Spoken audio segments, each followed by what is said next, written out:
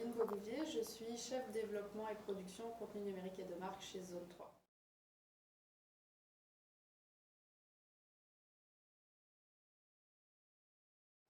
Pour nous, la découvrabilité, c'est toutes les stratégies et les contenus complémentaires qu'on peut mettre en place pour que le contenu soit trouvable par les différents publics, incluant aussi tout ce qui va être après la phase de promotion et de lancement initial. Donc ça peut être des contenus complémentaires qui vont être sur les thématiques autour du produit initial, ça peut être des stratégies pour aller rejoindre différents publics. On constate par exemple que sur certaines de nos productions, entre les contenus qu'on met sur les plateformes web ou sociales, on est capable d'aller rejoindre des publics différents de ceux qui vont déjà aller le voir en télé, par exemple. Donc, d'inclure des stratégies pour aller chercher différents profils, ça fait aussi partie de la découvrabilité. C'est dans le fond aller chercher les publics qui vont pouvoir être intéressés à notre produit culturel et puis de mettre en place des offensives qui vont ne pas être seulement la promotion initiale où on fait un gros boom et on dit qu'on existe, mais aussi faire en sorte que les gens puissent nous trouver par après. Mais vous êtes un producteur vous avez besoin d'un diffuseur donc pour que votre produit soit diffusé, un diffuseur, une plateforme de diffusion. Comment ça se passe, les négociations, comment ça se passe, qui du producteur et du diffuseur fait quoi? Est-ce que c'est quelque chose que vous pouvez décrire? Alors, ok, on va essayer de prendre ça depuis le début. Nous, on va présenter un contenu qui va effectivement devoir être mis à disposition sur une plateforme de diffusion. Alors quand on parle de plateforme de diffusion, ça peut être aussi bien une télé, comme ça peut être une plateforme web, comme ça peut être un système de vidéo à la demande, un tout.tv, un club illico, ou ça peut être directement d'aller le mettre sur les réseaux sociaux, pourquoi pas. La façon dont ça marche, c'est que nous, dans le fond, on va faire une vente de droits. Le diffuseur donne une licence pour l'utilisation de ce contenu-là, puis la licence va prendre en compte un certain nombre de paramètres, à savoir le nombre de passes de diffusion, par exemple en télé, les plateformes sur lesquelles on va être diffusé, et puis le territoire donné. Donc par exemple, un diffuseur, il va pouvoir prendre une licence pour 2 passes de diffusion en télé, une passe sur sa plateforme web pour le territoire canadien en langue francophone, exemple. Et donc ce contenu va être accessible uniquement sur ces plateformes-là dans les critères qui ont été négociés dans l'entente pour la licence qui est accordée pour ce contenu. Il va arriver des fois que les ententes peuvent être renouvelées ou modifiées si un contenu est plus populaire que ce qui avait été prévu? Les ententes peuvent être renouvelées. Les ententes peuvent se poursuivre avec d'autres diffuseurs. Ça peut être une association de plusieurs diffuseurs aussi. Il peut y avoir un diffuseur en première fenêtre avec un autre diffuseur en deuxième fenêtre. Au-delà de la première licence, il peut y avoir un renouvellement. Il peut y avoir des licences qui sont prises dans d'autres marchés aussi. Et puis s'il n'y a pas de licence prise du tout, à ce moment-là, le contenu nous revient. Mais là, on tombe, nous, de notre côté, dans d'autres enjeux de droit parce qu'à chaque fois qu'on renouvelle une licence de diffusion, il faut aussi renouveler toutes les licences d'utilisation des droits sur les propriétés incluses. Donc ça va être les cachets d'artistes, ça va être les cachets pour la musique originale, par exemple, ça va être le cachet d'utilisation des archives. Admettons que par exemple, nous on couvre tous les frais pour la première licence pour 5 ans, par exemple, si jamais quelqu'un veut prolonger la licence ou sinon on voulait récupérer le contenu pour nous, il faudrait quand même qu'on repaye tous ces frais-là. Est-ce que ça arrive? Est-ce que vous avez des cas en ce moment, peut-être plus récemment? Oui, ça arrive qu'il y a des productions qui continuent de rouler chez d'autres diffuseurs qui sont rendus à leur 3e, 4e fenêtre ou plus. À ce moment-là, il faut que les frais de la licence couvrent le renouvellement des droits. C'est plus difficile quand on rentre dans de la gestion de catalogue et qu'on voudrait éventuellement récupérer les contenus pour nous parce que ça veut dire qu'il faudrait que nous-mêmes on monétise ces contenus-là et qu'on soit capable de monétiser à hauteur de ce que ça va nous coûter de payer les droits pour les remettre disponibles au public. Oui. Ça fait partie des chantiers qui sont en réflexion chez nous, mais ça veut dire qu'il faudrait qu'on soit capable de le monétiser à hauteur de ce que ça va nous coûter pour le remettre en marché, en fait. Donc, puis en ce qui concerne la gestion des métadonnées, est-ce que vous répondez à la commande du diffuseur ou si vous avez vos propres paramètres pour les métadonnées? Ça va dépendre des cas de figure. C'est sûr que si on livre le contenu pour une plateforme, souvent ça vient avec une liste de livrables qu'on doit remplir. Donc ça va être le contenu, ça va être les synopsis, ça va être les infos reliées au contenu qui vont être en fait les métadonnées de base, le réalisateur, les acteurs qui a produit, etc. etc. qui en général sont à peu près les informations que nous, utilisateurs ou publics, on va voir de toute façon sur la plateforme de diffusion. Au-delà de ça, est-ce que le diffuseur, lui, va intégrer plus de métadonnées reliées à notre contenu? Oui, probablement qu'il le fait, mais ça c'est vraiment de son côté. Nous, on n'a aucun contrôle sur ces données-là. C'est sûr qu'on peut collaborer avec eux, mais c'est vraiment eux qui font l'intégration des métadonnées sur leur plateforme. On n'a pas d'accès, on n'a pas de contrôle sur ces métadonnées, autre que le fait de fournir du contenu, puis de fournir les informations. Est-ce que vous avez des exemples concrets que vous pourriez nous donner de production que Zone 3 aurait voulu exploiter au-delà de la diffusion, par exemple, la diffusion traditionnelle sur une télévision? La question pourrait se poser par exemple pour des anciennes productions qui ont très bien marché auprès du public. On a souvent des messages de personnes qui nous écrivent « Ah, tel contenu n'est plus disponible, j'aimerais ça le revoir, est-ce qu'il y a un endroit où je peux le voir ?» Puis souvent, il n'y a plus de licence active sur ces contenus-là, qui ont eu un fort engouement auprès du public. Ça veut dire que nous, il faudrait qu'on trouve un moyen de les remettre en marché, soit avec quelqu'un qui souhaiterait acquérir une licence, soit nous d'être capable de le remettre en marché d'une autre façon pour le rendre accessible. Mais oui, on a des productions qui reviennent, qui se démarquent. Sinon, avez-vous des pratiques de découvrabilité dont vous pourriez nous parler concrètement? Les pratiques en tant que telles, c'est ça. Quand on livre vraiment un contenu pour un diffuseur, on collabore avec eux pour fournir la liste de livrables qu'ils nous demandent. À l'époque où il y avait des volets convergence, qui est de moins en moins le cas, on avait un petit peu plus de contrôle si on faisait une plateforme web. Encore là, ça reste dans la limite de ce qu'on peut faire sur la plateforme du diffuseur, puis ça se fait toujours de toute façon en collaboration avec eux. C'est différent quand on devient producteur-diffuseur, puis là ça devient vraiment des cas très rares, mais cette année on a le cas, on a une série originale en format court qu'on produit et qu'on va auto-diffuser. Donc on va mettre directement accessible sur le web et sur des plateformes sociales, et dans ce cas-ci, on a un contrôle complet. C'est sûr que le chantier de métadonnées, là, ayant un contrôle complet sur cette production-là, c'est quelque chose qu'on a particulièrement travaillé.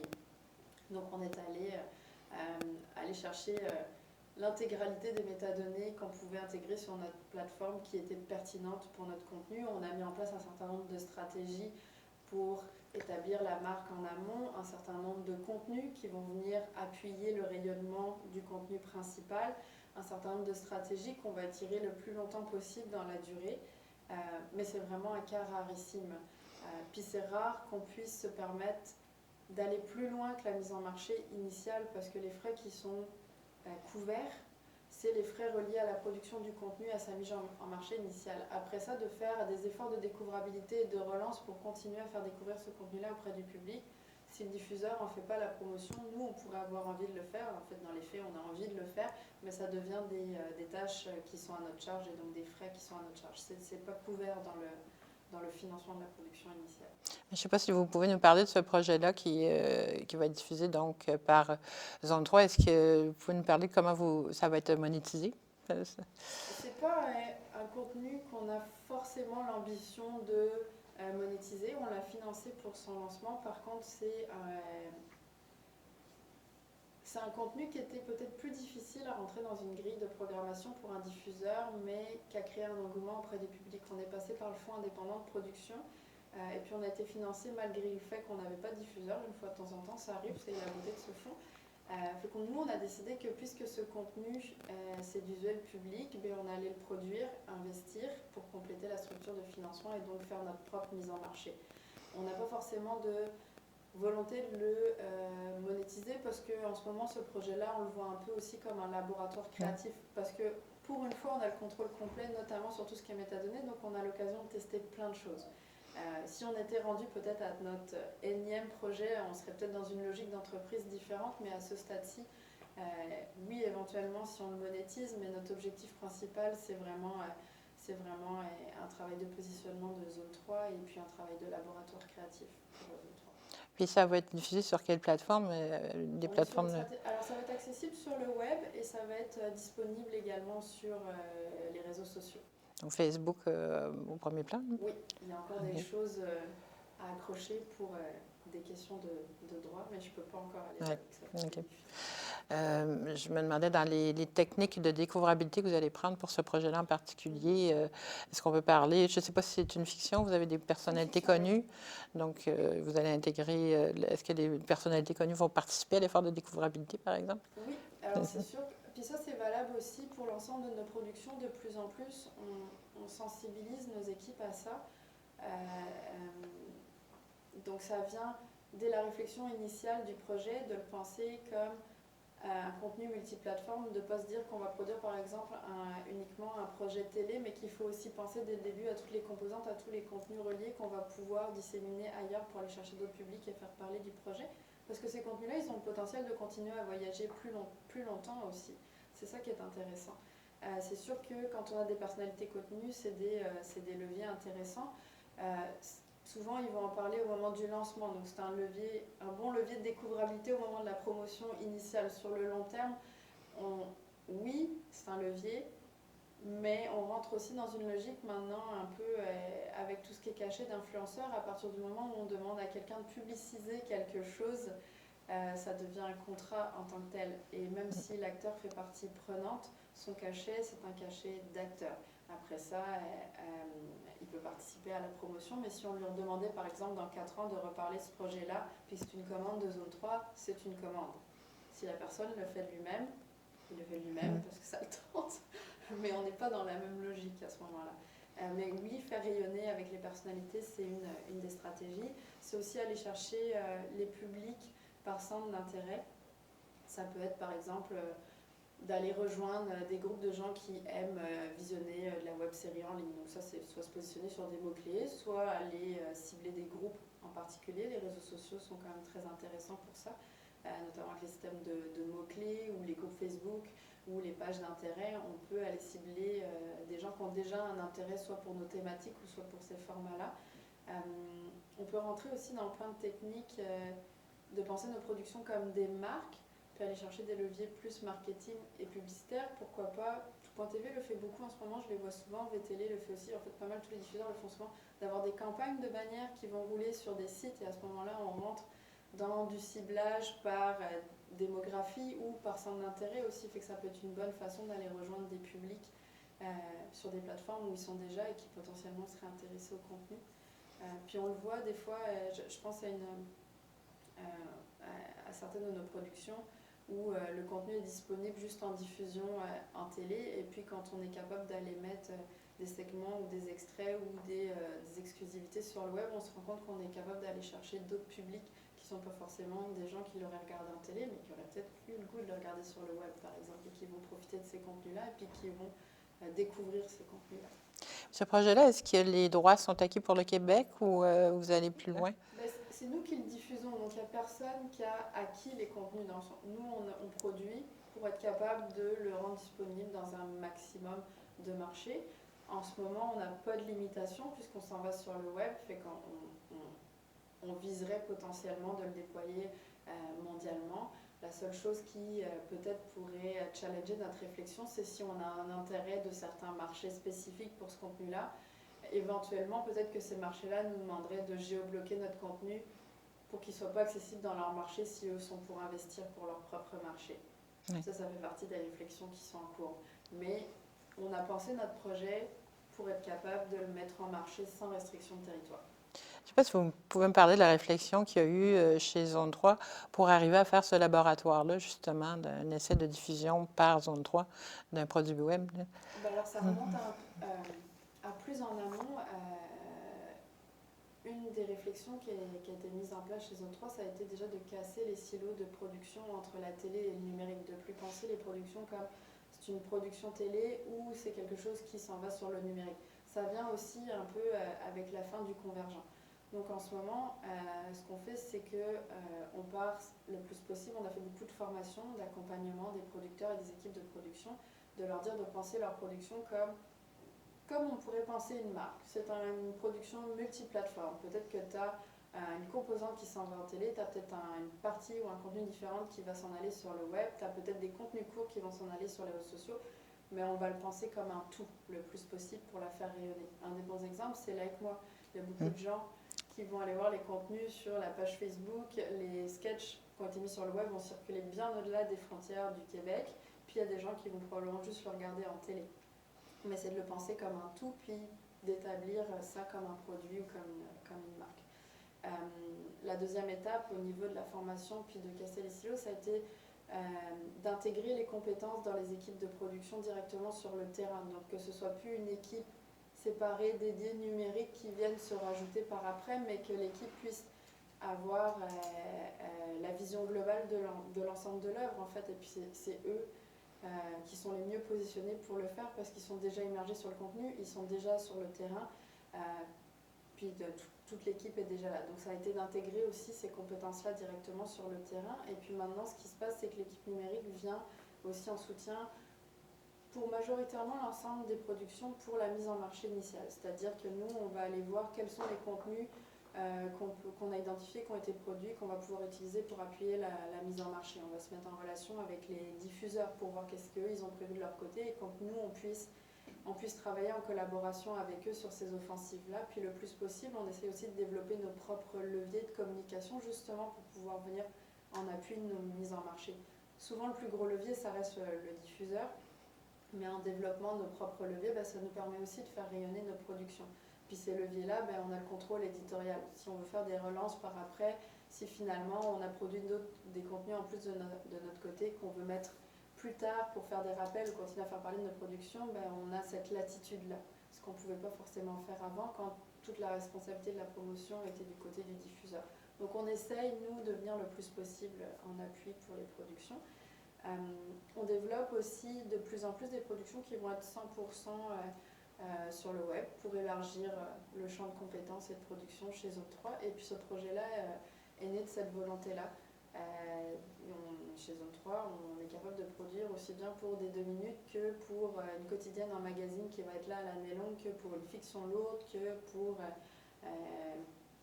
un documentaire, que ce soit une série ou une unitaire, que ce soit pour aller en télé ou sur le numérique. Donc on ajuste nos stratégies de production en fonction du contenu.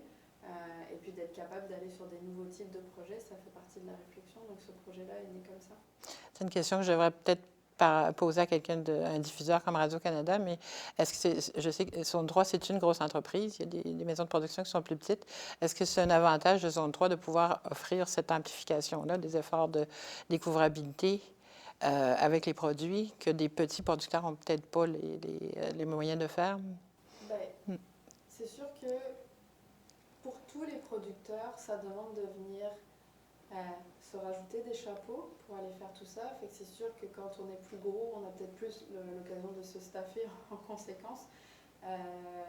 Mais ça reste que c'est des compétences que le producteur doit intégrer. Puis c'est pas une personne qui a la responsabilité de faire ça. Ça reste une responsabilité d'entreprise puis des équipes qui se déploient à différents niveaux. Fait qu'on soit un petit producteur pour avoir travaillé dans différentes tailles de maisons de production, qu'on soit un petit producteur ou un gros producteur, ça va rester des compétences à intégrer. Il n'y a pas une personne qui est en charge de la découvrabilité chez nous. Ça reste une responsabilité des équipes de production en général, que ce soit justement d'impliquer les talents pour qu'ils fassent rayonner les productions, que ce soit nous qui venons en soutien à l'équipe numérique pour les faire rayonner sur notre propre plateforme. Ça reste des compétences qu'on doit intégrer. La seule différence, c'est qu'on gère, nous, peut-être plus de production, donc on est plus nombreux aussi pour les produire et pour les soutenir, mais la réalité de ce qui doit être fait par la maison de production est la même qu'on soit une personne tout seul à produire ou une grosse maison de production. C'est des compétences, si on veut le faire pour notre propre production, c'est des compétences qu'on doit en partie intégrer. Alors, je me posais la question à savoir si vous avez observé des transformations dans les liens d'affaires de l'entreprise de Zone 3 au fil des ans, à travers cette révolution numérique. Est-ce que Zone 3 fait essentiellement affaire encore avec les mêmes clients qu'auparavant ou s'il y a des nouveaux clients qui se sont ajoutés? Je peux répondre pour ce que je connais parce que je ne suis pas là non plus depuis énormément d'années. Je vais parler plus pour ce que je connais peut-être de l'entreprise en général pour être passée par différentes maisons de production. Je pense que la relation avec les diffuseurs change de fait parce que les plateformes se multiplient, eux aussi ont des enjeux de pouvoir faire rayonner leur production. Ils ont des enjeux de se dire qu'il faut qu'ils aient des contenus disponibles sur le numérique, mais ce n'est pas forcément des contenus qui sont capables de monétiser à la même hauteur que ce qu'ils feraient en télé. Donc c'est des enjeux pour eux aussi.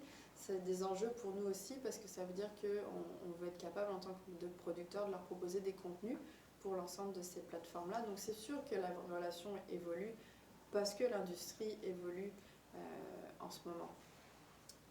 Ça change le rapport parce que par exemple, avant, on avait des financements en convergent. Donc, on a été capable de produire des expériences ou des contenus en appui qui allaient aussi participer à faire rayonner la composante télé. Ces financements-là existent pratiquement plus. Pour autant, on veut quand même continuer à avoir des contenus reliés. Peut-être pas forcément toujours des expériences, mais au moins des contenus reliés. Donc, ça va poser la question du financement. Et puis, ça va amener peut-être des discussions différentes parce que si on pense nos productions comme un tout, incluant toutes ces composantes, il faudrait qu'on soit capable de les financer comme un tout et plus de les financer comme des silos avec un financement qui vient pour les parties numériques et un financement qui vient pour la composante télé. Donc c'est sûr que la discussion évolue aussi encore ici. Puis nous, par exemple, en tant que producteurs, si on arrive avec un projet où toutes les composantes font vraiment partie de l'œuvre culturelle, du produit culturel, mais qu'on a une partie du financement qui est à risque parce qu'on s'en va sur un financement sélectif pour les composantes numériques. Si jamais on n'est pas financé pour ces contenus-là, c'est le produit en tant que tel qui est désavantagé. C'est un enjeu pour le diffuseur, mais c'est un enjeu pour nous aussi en tant que producteurs. Donc les discussions vont forcément évoluer avec ça. Selon les diffuseurs, par exemple, ils vont aussi avoir des politiques de tarifs différentes. Sur tout ce qui s'en va sur les réseaux sociaux de plus en plus, par exemple, on peut aller chercher une enveloppe budgétaire pour faire rayonner nos productions ou inclure des contenus ou avoir des plateformes sociales dédiées, ce qui n'était pas forcément des lignes budgétaires qui existaient il y a quelques années ou qui se justifiaient, mais dans le volet numérique, quand c'était pertinent pour la production. Tout ça fait évoluer la réflexion. C'est sûr que les discussions autour des licences, ça devient aussi des discussions différentes à partir du moment où on a la diffusion en ligne, parce qu'on n'a plus la notion de passe de diffusion. Avant, si on vendait un contenu télé, on va dire c'est 2 passes télé, puis c'est pour une durée de temps d'années pour tel territoire. Maintenant, si le contrat de licence inclut l'utilisation sur la plateforme en ligne, il n'y a pas de nombre de passes, c'est à la demande. Fait que, là encore, c'est une discussion qui a évolué avec les années, puis qui va certainement continuer d'évoluer, puis qui va devoir continuer d'évoluer parce que les pratiques, les façons de consommer les contenus vont continuer d'évoluer. Fait que autant les diffuseurs que les producteurs, on doit suivre le mouvement puis s'adapter à chaque fois. Est-ce que ça répond assez à la question? Oui, oui. Mais en fait, ça m'amène à une question plus précise qui est, nous, on a observé, peut-être que vous l'avez vu, on a observé qu'il y avait presque pas de production québécoise sur Netflix, par exemple. Oui. Puis, ça nous a amené, évidemment, à la question, pourquoi? Pourquoi, à votre avis, les producteurs québécois ne créent pas un lien d'affaires particulier encore avec Netflix, ou ne l'ont pas fait encore? Je peux pas répondre dans notre zone 3, mais je vais répondre en mon nom. Oui. J'ai pas la réponse, mais par contre, de ce que j'ai comme information à ma connaissance, en ce moment, on fait des ventes par marché. C'est-à-dire que si on fait une vente pour le Canada, on peut toujours faire une vente pour une adaptation ou pour le contenu en tant que tel pour un autre marché. Je suis pas mal sûre que si on fait une vente à Netflix, ça va être un achat des droits au complet sans restriction de territoire. Ça veut dire que c'est un one-shot deal probablement. Donc la rentabilité de ce contenu-là pour le producteur s'arrête à ce contrat-là avec Netflix. Très probablement. Et puis je vous réponds de ce que j'ai comme information à ma connaissance. Donc, mais d'un autre côté, on a constaté ces dernières années que certains pays avaient su se démarquer. On parle beaucoup des productions nordiques, par exemple, qui ont fait beaucoup parler d'elles. C'est sûr que d'aller sur des plateformes qui rayonnent à l'international, c'est aussi du rayonnement à l'international pour la culture du pays en question, pour les productions du pays en question, pour le producteur aussi en bout de ligne. Mais on n'est plus dans une stratégie de vente et de mise en marché. On est plus dans une stratégie de rayonnement, puis d'image pour une industrie, puis d'image aussi pour un producteur. Donc, c'est plus difficile de capter une valeur. Ça va être un choix qui va être propre à chaque producteur à savoir où est son meilleur intérêt avec sa production. Je ne peux pas répondre pour l'ensemble du Québec. De ma compréhension actuelle, le choix est différent. On n'est pas dans les mêmes enjeux et dans les mêmes retombées. Donc, le fait que le modèle d'affaires de Netflix repose sur une licence où il y a un paiement qui est fait une fois. Je n'ai pas le détail de comment sont gérés les contrats. C'est ce que j'ai comme information. En ce moment, à ma connaissance. Mais probablement que ça, c'est une des choses qui pèse dans la balance. Après, peut-être que certains producteurs vont avoir des considérations plus politiques par rapport au fait qu'ici, les diffuseurs contribuent aussi à soutenir la production québécoise, alors qu'en ce moment, on est encore dans le débat justement avec les grandes plateformes et les GAFA, à savoir est-ce qu'on devrait et comment on pourrait les faire contribuer ou non au produit. Je ne répondrai pas à la question, mais c'est sûr que le rapport avec ces diffuseurs-là est aussi différent à ce niveau-là. Un autre sujet, la question m'est venue quand vous avez parlé de la production que vous allez placer sur les médias sociaux, où vous détenez le contrôle sur l'ensemble du processus. Mais je me demandais est-ce que c'est associé avec une réflexion sur l'utilisation des données que vous allez pouvoir récolter sur les personnes qui vont voir ce que vous allez proposer? Alors, on n'est pas un média, c'est-à-dire qu'on ne vise pas un public en particulier. Si c'était le cas, peut-être que ça nous donnerait des habitudes de consommation sur notre public en général. Mais le constat qu'on fait pour faire de l'analyse de données quand même régulièrement chez nous, c'est que nos publics sont très très très variés parce que chaque production va aller chercher des publics différents. Donc qu'est-ce que ça nous donne comme information? Ça va nous donner plus des informations sur différents groupes cibles que plus sur un public en général qu'on irait rejoindre pour Zone 3. La réalité, c'est qu'on fait autant des quotidiennes que des émissions de jeunesse, que du format court qui s'en va sur le web, que des émissions qui vont être plus du débat d'opinion ou d'actualité. C'est sûr que nos publics sont très différents. Si nous, on était un média puis qu'on avait une plateforme de diffusion, ça deviendrait intéressant d'aller analyser ces comportements-là, mais c'est moins un enjeu en ce moment pour nous. Ça reste intéressant. On s'en sert quand même de l'analyse de données dans ce qu'on fait pour des choses très simples, à savoir quels sont les contenus qui performent le mieux sur ces plateformes-là, à quel moment on est le plus à même de rejoindre nos auditoires sur ces plateformes-là. Mais ça va pas influencer. Aujourd'hui, ça influence pas ce qu'on va produire comme contenu. Peut-être que ça le sera dans le futur, mais c'est pas le cas aujourd'hui. OK, donc je comprends bien. Donc les données qui sont récoltées influencent pas jusqu'à aujourd'hui vos décisions de production? Non, parce qu'on a accès aux données que pour une partie des publics. Tout ce qui est diffusé sur la plateforme du diffuseur, on a accès aux données que le diffuseur est à même de partager avec nous. Puis selon chaque diffuseur, ils ont leur politique, puis des raisons qui leur appartiennent aussi, parce que c'est de la connaissance. Ils ne veulent pas forcément dévoiler ça non plus aux autres. Là, ils ont aussi des enjeux de chacun aller chercher des parts de marché, les diffuseurs. Donc ces données-là sont vraiment très pertinentes et précieuses pour eux. Donc c'est sûr qu'ils en partagent une partie avec nous, mais on n'a jamais le portrait global non plus. D'accord. Puis, dernier sujet, est-ce que la lutte au piratage est encore une priorité chez les producteurs télé? Est-ce que c'est une priorité? Est-ce qu'on est sensible? Oui. On retrouve régulièrement beaucoup de nos contenus sur YouTube, par exemple. Ça devient des questionnements parce que c'est sûr que d'un autre côté, ça fait rayonner nos productions, mais de l'autre, c'est quand même du vol de propriété intellectuelle. Pour que nous,